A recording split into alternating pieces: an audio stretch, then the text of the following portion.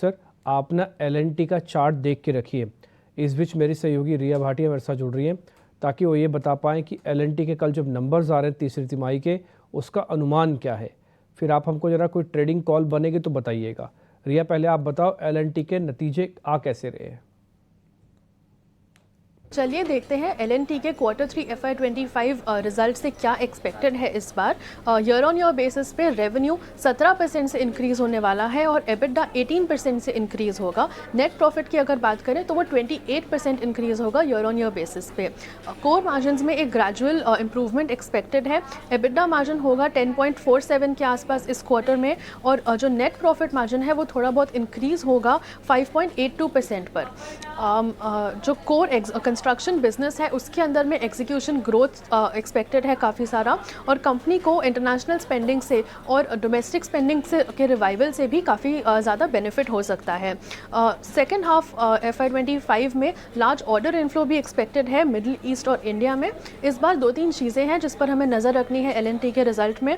वो होगा domestic order pipeline, margin performance और वर्किंग कैपिटल साइकिल, और साथ ही साथ जो एग्जीक्यूशन रैंप अप होगा सऊदी प्रोजेक्ट्स में और जो GCC ऑर्डर पाइपलाइन का ट्रेंड है, इन सब चीज़ों पर इस बार हम नज़र रखेंगे। जी, नज़र तो रखेंगे ही हम, खैर इसमें कोई बड़ी बात नहीं है कि एल.एन.टी के नंबर्स हैं और उस पर मार्केट की नज़र ना और रिएक्शन ना, ऐसे हो नहीं सकता।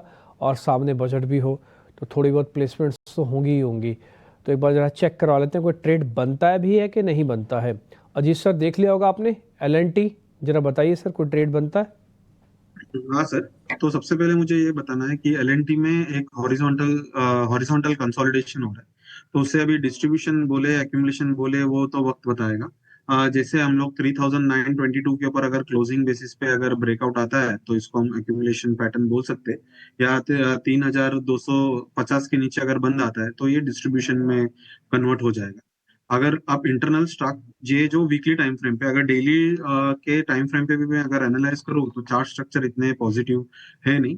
Lower top lower bottom continuously बना रहा है और मार्केट जब परफॉर्म करता है तो ये स्टॉक ने भी इतना अच्छा परफॉर्मेंस दिया नहीं है लास्ट एक साल में। तो थोड़ा सा तो डाइसी है। शॉर्ट टर्म ट्रेडर्स जो है उसको 3380 का जो सपोर्ट जोन है उसको ध्यान में रखे, और जब तक ब्रीच नहीं करता है वो ठीक है। और अपसाइड में 3600 तक का एक छोटा पुल बैक देखने को मिलेगा।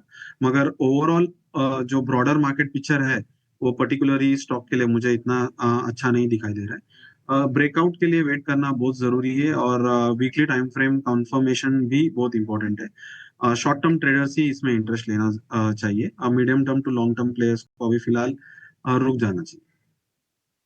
पॉइंट टेकन है सर। आपकी बात कुल मिला के समझ में आ रही है कि नंबर्स पहले देख लो फिर काम करना। नंबर से पहले एक्सपेरिमेंट करने की ज़्यादा गुंजाइश नहीं है एल.एन.टी के अंदर, छोड़ देते हैं इसको।